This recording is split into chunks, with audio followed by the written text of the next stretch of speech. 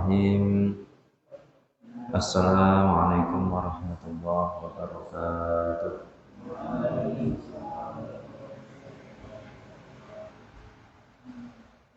Alhamdulillahirabbil alamin. Wa bihi nasta'inu ala umuri dunya waddin. Wassalatu wassalamu ala asyrafil anbiya'i wal mursalin. Sayyidina wa maulana Muhammadin wa ala alihi wa ashabihi ajma'in. Subhanaka la ilma lana illa ma 'allamtana innaka antal alimul hakim. Rabbi shrah li sadri wa yassir li amri wahlul 'uqdatam min lisani yafqahu qawli. Bapak Ibu jamaah yang dirahmati Allah, alhamdulillah pada malam yang mubarakah ini Allah Subhanahu wa taala masih memberikan berbagai macam nikmat kepada kita, yang berupa nikmat iman, nikmat Islam, nikmat kesehatan dan kesempatan, sehingga kita bisa bermajelis ilmu setelah melaksanakan kewajiban sholat maghrib secara berjamaah. Mudah-mudahan langkah kita dari rumah menuju masjid ini mendapatkan ridho dan rahmat dari Allah Subhanahu wa ta'ala.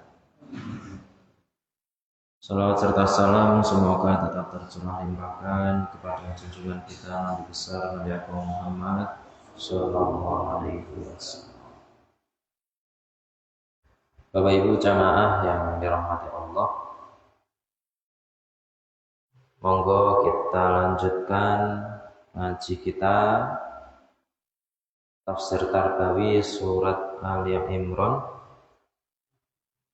di mana pada pertemuan sebelumnya kita sudah membahas sampai pada ayat 70. Pembahasan dari ayat-ayat ini terutama dalam hal permasalahan ahli kitab, bahwa ahli kitab dari kalangan Yahudi dan Nasrani ini telah mengklaim beberapa persoalan, di antaranya mengenai Taurat, Injil, kemudian mengenai Nabi Ibrahim alaihissalam dan lain sebagainya. Maka di ayat ke-67 Allah Subhanahu wa taala berfirman, "Maka na Ibrahimu Yahudiyyan wala Nasraniyya." Bahwasannya Nabi Ibrahim itu bukanlah seorang Yahudi dan bukan pula orang Nasrani. Walakin kana hanifan muslima. Namun Nabi Ibrahim adalah seorang yang hanif, yang lurus, muslim. Wa ma kana minal musyrikin, dan beliau bukan dari golongan orang-orang musyrik sebagaimana orang Yahudi dan Nasrani. Bahkan Allah sendiri pun juga menyebutkan bahwa orang-orang yang dekat dengan Nabi Ibrahim ini bukanlah orang Yahudi dan Nasrani, akan tetapi yang lebih dekat dengan Nabi Ibrahim adalah orang-orang yang beriman. Sebagaimana Hal ini disebutkan di ayat 68, Inna awwalan nasi bi Ibrahima lalladzina taba'uh. Sesungguhnya orang yang paling dekat dengan Nabi Ibrahim, yang paling dekat tauhidnya, yang paling dekat keimanannya dengan Nabi Ibrahim, ini bukanlah orang Yahudi dan Nasrani sebagaimana yang mereka klaim. Namun yang lebih dekat dengan Nabi Ibrahim adalah alladzina taba'uh, adalah orang-orang yang mengikutinya dari kalangan umatnya. Wa hadan nabi, yang kedua adalah nabi ini, yaitu Nabi Muhammad SAW. Ini yang paling dekat dengan Nabi Ibrahim. Dan yang ketiga adalah walladzina amanu, dan orang-orang yang beriman. Wallahu waliyul mu'minin, dan Allah adalah pelindung bagi orang-orang yang beriman. Pernyataan dalam ayat ini menunjukkan bahwa orang-orang yang beriman, yaitu kita, itu sebenarnya akidah dan tauhidnya ini yang paling dekat dengan Nabi Ibrahim alaihissalam. Yang paling dekat tauhidnya, bukan orang Yahudi dan Nasrani, yang mana mereka bahkan menganggap Nabi Ibrahim itu orang Yahudi. Orang Nasrani menganggap Nabi Ibrahim itu orang Nasrani. Alhamdulillah. Secara sejarah saja Nabi Ibrahim itu lebih awal daripada Nabi Musa dan Nabi Isa alaihissalam. Jadi sudah tidak ketemu. Kemudian setelah itu Allah menyeru orang-orang Yahudi dan Nasrani, ya ahlal kitab lima takfuruna bi ayatillah. Wahai ahli kitab, maksudnya orang Yahudi, orang Nasrani. Ahli kitab itu golongan yang mempunyai kitab, maksudnya kitab Taurat dan kitab Injil. Lima takfuruna bi ayatillah, mengapa kalian kafir terhadap ayat-ayat Allah? Mengkafiri ayat-ayat Allah, mengingkarinya.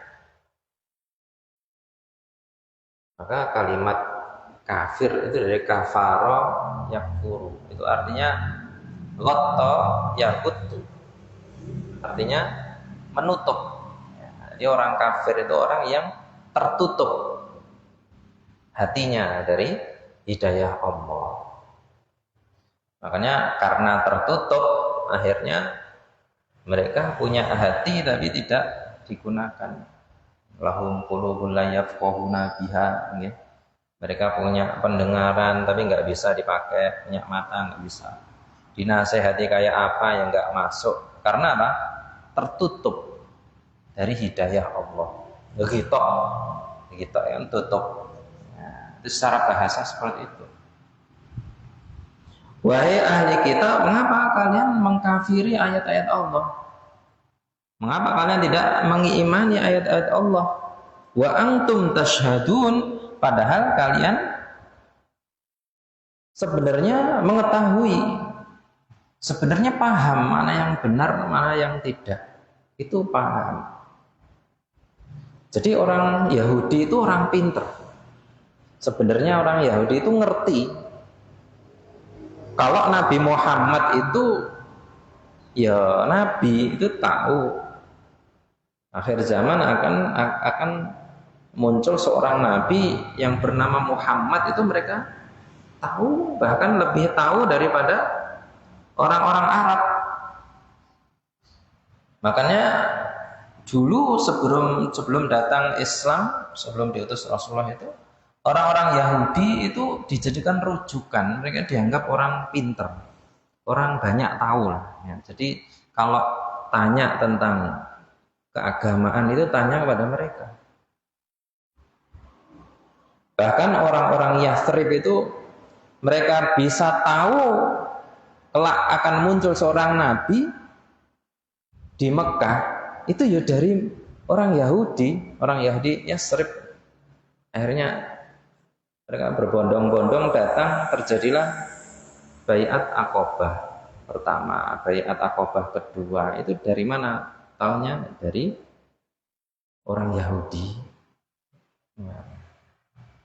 Tapi mereka tidak mau mengimani. Setelah Rasulullah datang, nggak mau mereka mengimani. Dan mereka paham Rasulullah itu benar sebenarnya. Ya kita pilih mata bisunal haqqa bil batil. Jadi setelah mengkufuri, setelah mengingkari ayat-ayat Allah, tidak cukup di situ. Yang dikerjakan orang Yahudi itu nggak cukup di situ. Tapi apa yang mereka kerjakan? Iltibas al-haqqu bil batil, yaitu iltibas di sini talbisun bimakna takhlutuna au tastarun, mencampur adukkan antara yang benar dan yang batil. Jadi orang Yahudi dan orang Nasrani, ya, ini kan ahlu kitab, itu tidak hanya mengingkari Islam, tapi bahkan mereka itu mencampur adukan yang benar dengan yang salah. Dalam kitab tafsir, ya, kitab tafsir ini, tafsir Ibnu Katsir, disebutkan bagaimana bentuk mencampurkannya. Mencampurkannya itu, contoh ya, ada ayat dalam kitab Taurat, ada ayat Allah. Nah, itu mereka menambahi dengan lafadz mereka sendiri. Jadi ditambahi, ini enek lafadz kalamullah, terus disisip-sisipi sama perkataan mereka. Ditambah-tambahi, dikurang-kurangi begitu. Akhirnya yang sebenarnya itu lafadz itu merupakan kalamullah, akhirnya tidak murni kalamullah karena ada tambahan-tambahan ucapan-ucapan mereka, dicocok-cocokkan dengan hawa nafsu. Iki cocoknya ngene, matoke ngene. Iki sing enek lafadz Muhammadnya itu dihapus, yang ada lafadz Nabi terakhir dihapus, ya. Pokoknya wes dirubah. Cara saiki ini direvisi, banyak perubahan, gitu. Jadi sudah sampai seperti itu. Talbisunal haqqo bil batil wa taktumunal haqqo, dan mereka menyembunyikan kebenaran. Jadi yang benar-benar itu disembunyikan. Mengenai Islam, mengenai iman kepada Rasulullah, mengenai agama yang benar itu seperti apa, mengenai Nabi Ibrahim, mengenai Nabi Isa, Nabi Musa, itu mereka sembunyikan. Ya. Taktumunal haqqa. Makanya subhanallah, orang Yahudi itu dari dulu itu dalam permasalahan agama itu selalu begitu. Mereka selalu mencampur adukan yang benar dengan yang batil, kemudian mereka menutup-nutupi kebenaran. Akhirnya kan bohong, tidak jujur. Wa antum ta'lamun, sedangkan kalian itu ngerti, kalian itu paham sebenarnya. Nah, jadi inilah yang dilakukan oleh orang-orang Yahudi dan Nasrani atas agama mereka. Tidak sampai di situ saja ternyata. Di ayat ke-72, wa qala ta'ifatum min ahlil kitab.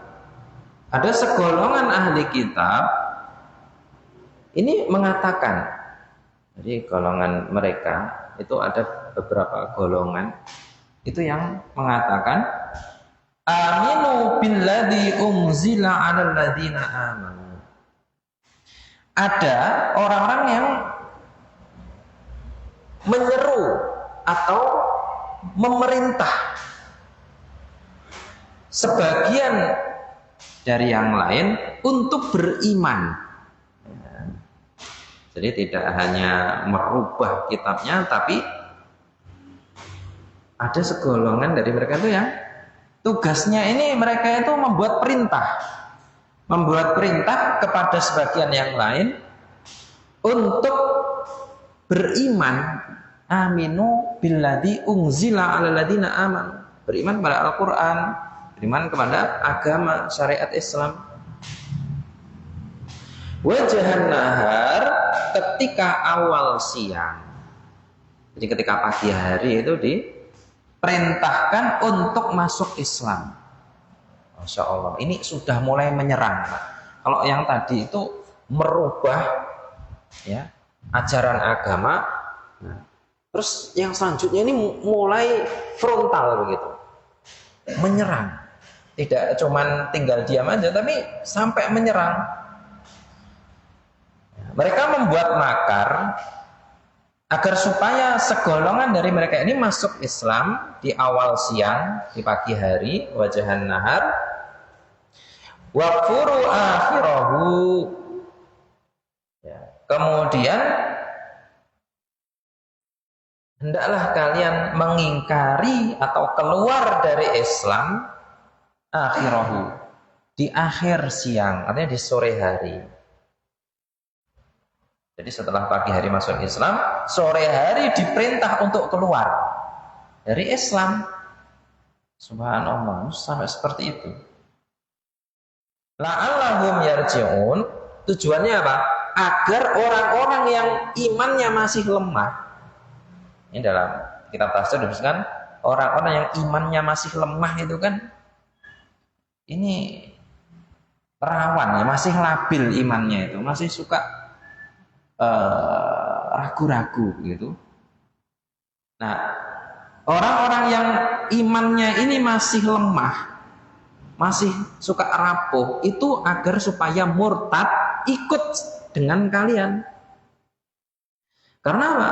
Karena memang orang-orang Arab ini menganggap orang Yahudi, orang Nasrani ini orang pinter. Mereka suka mengikuti.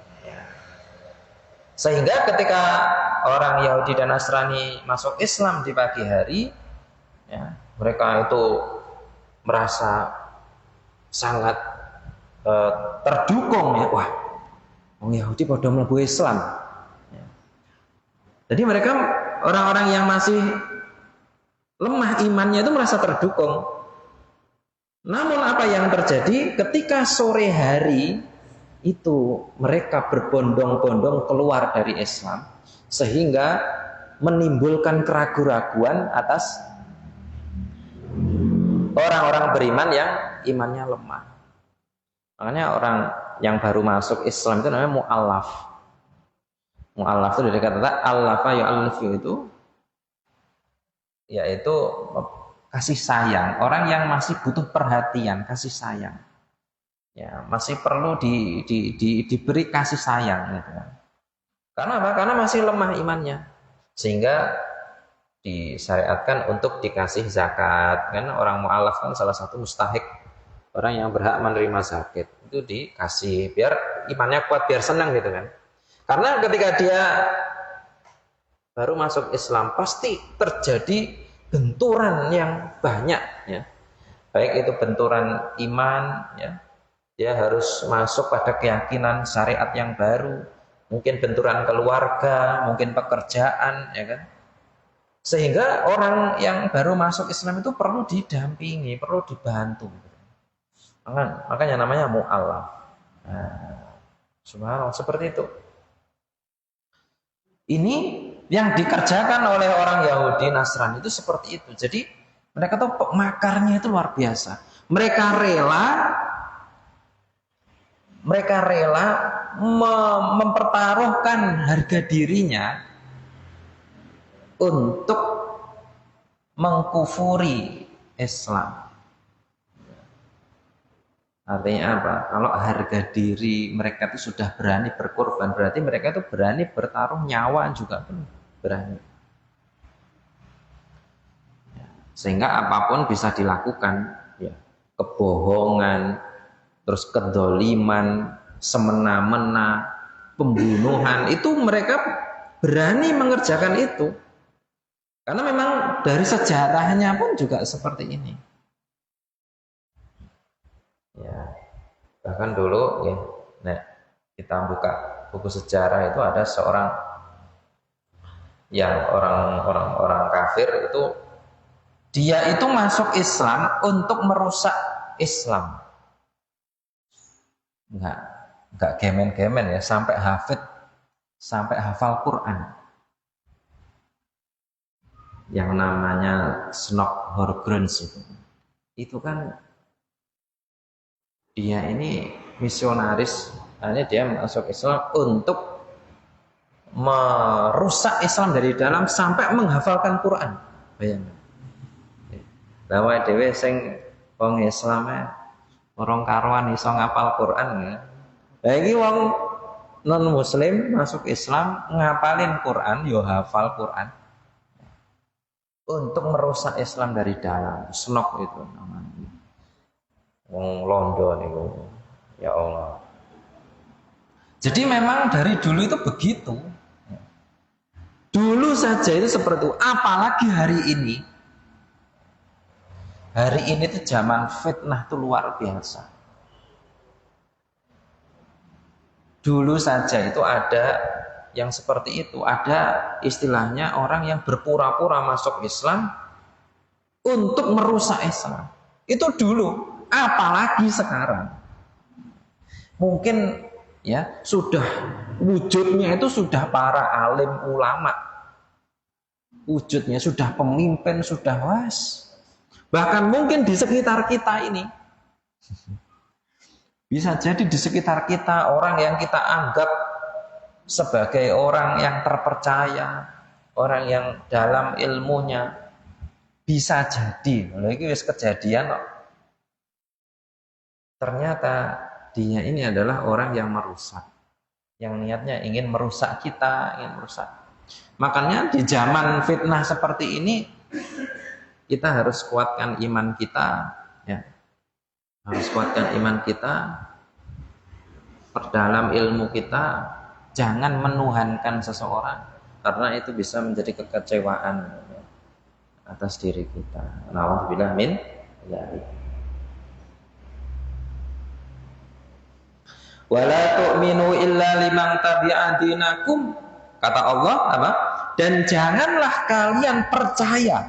Wala tu'minu. Ini ditujukan kepada siapa? Kepada kita orang beriman.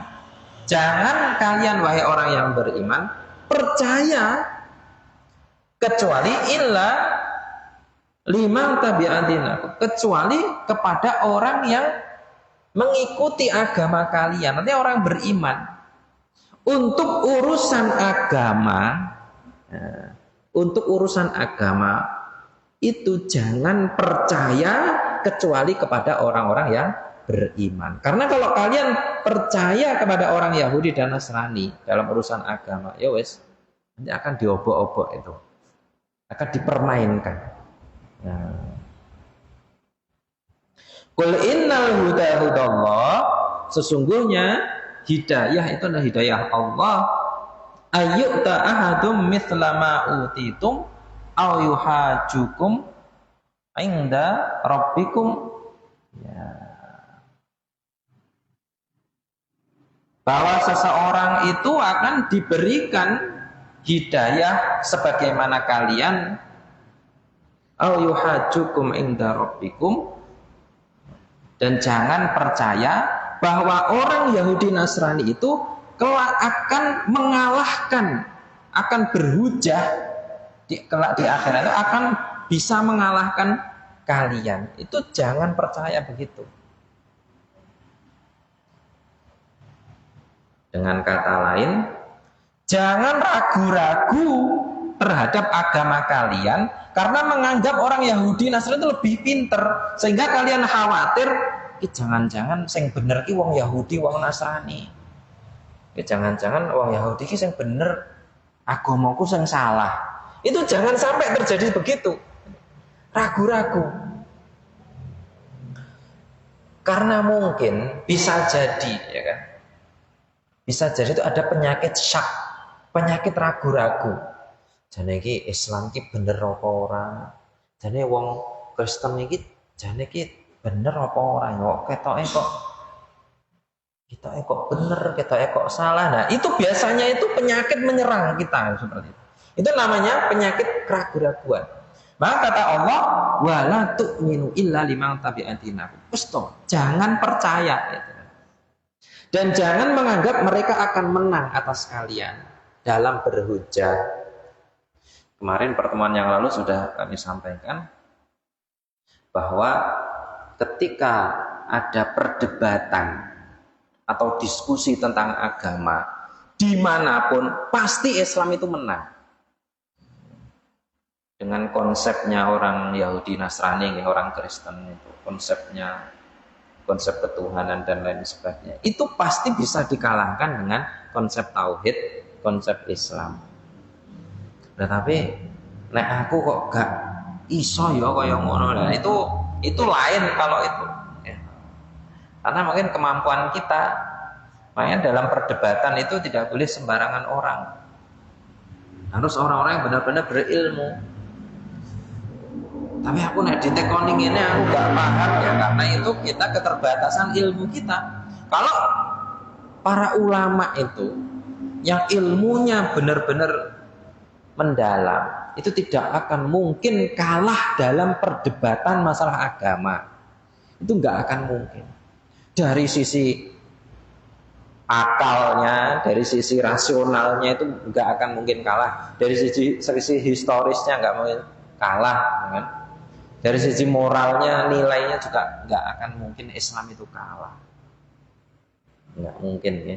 Jangan nek buatan percaya ya, itu lihat dibuka di YouTube. Perdebatan Islam Kristen itu pasti Islam yang menang. Wes ujung-ujungnya nanti itu ujung-ujungnya loh, emang ini keyakinan kami begini, keyakinan kami itu begini. Jadi wes menutup pendengaran, menutup hati dari kebenaran. Ujung-ujungnya mereka tetap nggak mau beriman. Ya karena itu, karena ada hitok, ada tutup, ya, ditutup oleh Allah Subhanahu Wa Taala. Qul innal fadla biyadillah yu'tihi man yasha wallahu wasi'un alim. Katakan Muhammad, sesungguhnya karunia itu di tangan Allah, Dia memberikannya kepada siapa yang Dia kehendaki. Allah Maha luas, Allah Maha mengetahui. Yahtassu bi rahmatihi man yasha. Dan Allah Subhanahu wa taala ini yahtassu dari kata-kata khassa yakhussu, mengkhususkan. Allah yang mengkhususkan siapa yang ditunjuk sebagai nabi. Yahtassu bi rahmati, siapa yang ditunjuk menjadi seorang nabi dengan rahmatnya mayyasha, sesuai dengan kehendaknya. Jadi yang menunjuk siapa nabinya, siapa yang akan menjadi nabi dan rasul, itu murni Allah Subhanahu wa ta'ala, bukan keinginannya orang Yahudi, bukan keinginannya orang Nasrani. Nek manut karo karepe wong Yahudi, yo gak masuk Nabi Muhammad itu. Karena dari jalur keturunan itu bukan keturunannya dari Ishak Yakub. Nabi Muhammad itu kan jalurnya ke Nabi Ismail. Jadi beda jalur ini.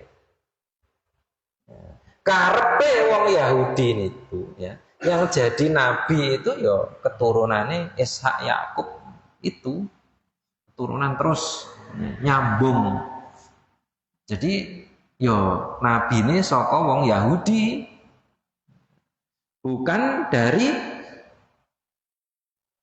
luar Yahudi. Apalagi orang Mekah, yang mana orang Mekah itu dianggap orang yang nggak berpendidikan, ya, dianggap orang biasa, itu orang Mekah. Apalagi Rasulullah dari anak yatim, itu saya gak masuk itu bagi mereka. Dari kalangan orang biasa Rasulullah. Sehingga ketika Rasulullah lahir itu sudah muncul kebencian, loh kok Nabi lahirnya dari luar jalur ini. Nah, mereka nggak mau mengimani Nabi Muhammad Shallallahu Alaihi Wasallam. Wallahu dzul fadlil azim. Dan Allah memiliki karunia yang besar.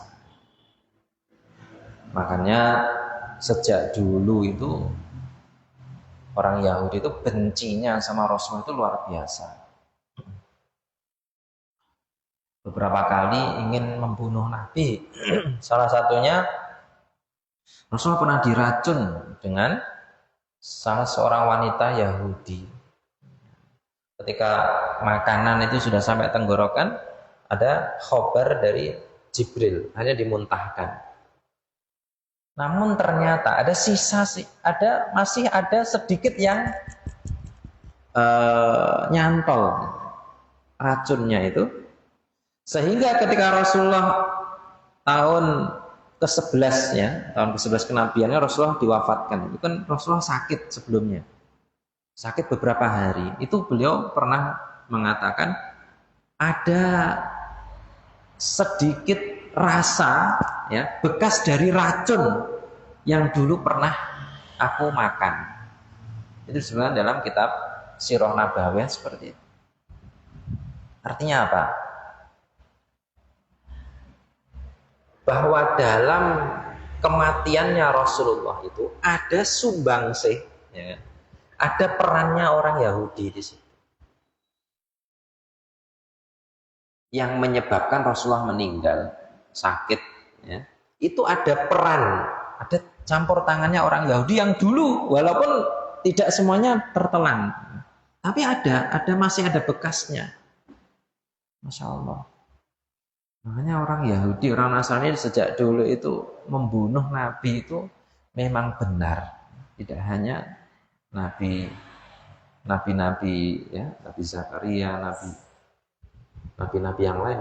Banyak yang dibunuh oleh orang Yahudi. Baik.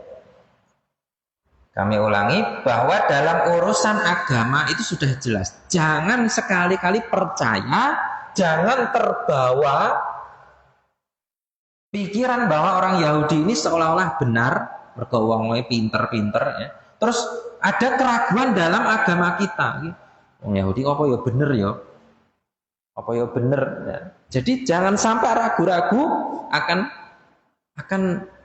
hal keimanan. Sehingga kata Allah tadi, wala tu'minu illa liman tabi'an dinakum. Jangan percayai ya, kecuali orang-orang yang beriman dalam urusan agama. Intinya ojo percaya karo wong Yahudi dalam urusan agama. Sudah, ini satu hal. Baik, dalam urusan agama. Nah, kemudian di ayat ke-75 Allah Subhanahu wa taala berfirman, wa min ahlil kitab man ing ta'manhu biking tori yu'addihi ilaih. Nah, ini baru kita oleh Allah diarahkan dalam urusan duniawiyah. Dalam urusan duniawi. Kalau tadi dalam urusan agama. Urusan agama ojo setengah-setengah. Wis rasa percaya. Tapi dalam urusan duniawiyah ternyata berbeda. Di sini Allah menyebutkan, dan di antara ahli kitab ini ada orang yang engkau beri kepercayaan, man intak manhu, kepercayaan di sini maksudnya hutang. Jadi ada orang Yahudi ini yang ngutang begitu, bikin tor Kintor itu adalah harta yang banyak. Bikintor yu'addihi ilaika. Mempunyai hutang dengan harta yang banyak, tapi mereka mau melunasi hutangnya. Ini sebagian dari orang Yahudi itu ternyata dalam urusan hutang piutang, dalam urusan duniawiyah itu ada yang bisa dipercaya. Dipinjami uang banyak, tapi akhirnya mengembalikan. Subhanallah. Wa minhum man in ta'manu bidinar, tapi ada juga yang diberi amanah 1 dinar. 1 dinar niku wis gak istilahnya gak okeh. Ada juga dari mereka yang engkau amanai 1 dinar la yu'addihi ilaika, tapi mereka nggak mau melunasi. Dikasih hutang 1 dinar, tapi ada yang tidak mau melunasi. Illa madum ta'alaihi qawa'iman, kecuali engkau terus menagihnya, engkau terus mengingatkannya. Ini menunjukkan apa?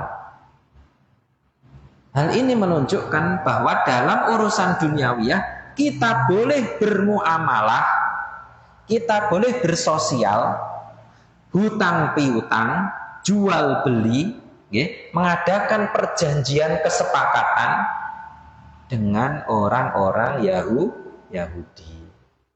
Selama yang kita pilih ini adalah orang-orang yang benar-benar punya kejujuran, punya integritas.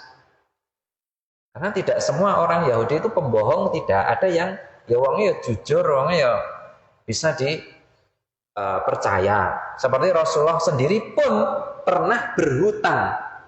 Rasulullah pernah hutang kepada orang Yahudi. Artinya dalam urusan sosial itu gak ada masalah. Contoh yang jenengan misalnya jualan, yang beli itu orang Kristen, orang Yahudi, ya nggak ada masalah. Contoh dalam bertetangga, kita bertetangga dengan orang Yahudi dan Nasrani. Selama itu dalam urusan duniawi ya, boleh kita bersosial, nggak ada masalah. Selama kita hati-hati, kita bersosial dengan orang yang jujur atau tidak dari mereka gitu. Itu nggak ada masalah dalam urusan duniawi.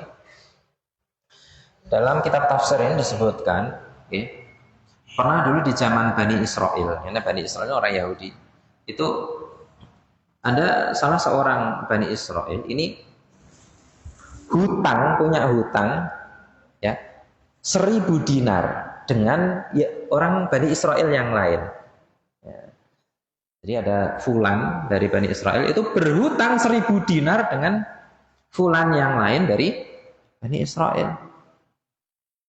Terus kemudian yang dihutangi ini bertanya, saya perlu saksi karena kamu minjemnya nggak sedikit ini, minjemnya 1.000 dinar, hadirkanlah saksi. Apa jawab orang Bani Israel, ya, orang temannya itu? Dia menjawab, saksinya adalah Allah. Karena ini masih beriman, ya kan, belum agama ini belum rusak. Ya. Kan dulu banyak dikisahkan Bani Israel yang baik-baik juga. Saksinya adalah Allah. Cukuplah Allah sebagai saksi. Nah, terus yang dihutangi ini akhirnya juga ya sudah, kalau gitu, kalau saksinya Allah, kalau begitu ya datangkanlah penjamin. Harus ada yang jamin ini. Kalau nanti kamu tiba-tiba bawa kabur uang ini terus gimana? Ini uangnya nggak sedikit ini, harus ada yang jamin. Terus dijawab, cukuplah Allah sebagai penjamin. Ya wes, ini wong takwa tenan nih. Gitu. Ya udah kalau gitu, hanya dibawa pergi uang itu 1.000 dinar. Ini dia menyeberangi laut Sampai di satu tempat, ya, dia melaksanakan kebutuhannya di tempat tersebut, sampai akhirnya masa berganti, dia ingin mengembalikan 1.000 dinar itu. Ini kan orang amanah, Bani Israel. Kemudian dia mencari perahu untuk menyeberang lautan tersebut. Dicari nggak ketemu. Terus piye iki duwite wis enek engko nek tak tunda entek iki duwite iki kok. Ya, dia cari itu, dia udah berusaha, terus akhirnya dia mengatakan, ya Allah, Engkau tahu sesungguhnya aku sudah berusaha, ya Allah. Aku sudah berusaha mencari kapal, mencari perahu, tapi tidak aku dapati. Sesungguhnya aku ingin menunaikan kewajibanku, ya, karena punya hutang tadi. Akhirnya apa yang dilakukan?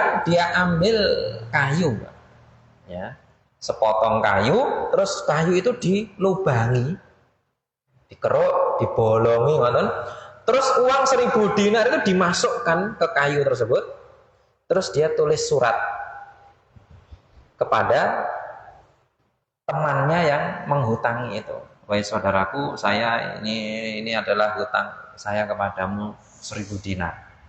Terimalah pelunasan hutang saya. Akhirnya suratnya itu dimasukkan, terus ditutup gitu, kayu itu. Terus dihanyutkan ke laut. Wes. Artinya apa? Ini kayak cerita dongeng nih. Padahal ini riwayatnya dari kitab Sahih Bukhari. Artinya apa? Biyen niku wong kirim surat lewat kali, lewatan itu ada memang. Itu di kitab Sahih Bukhari disebutkan, di kitabnya juga disebutkan.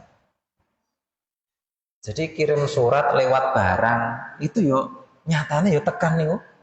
Tapi yo mbuh paling yo wis dikira-kira niku iki arahe aruse ke sana, berarti sama itu jalurnya ke sana ya. Karena mungkin dulu enggak banyak sampah ya. Enggak terlalu banyak penghalang kapal tuh enggak terlalu banyak, juga masih alami gitu, mungkin lancar saja tuh arus sungai, arus laut gitu.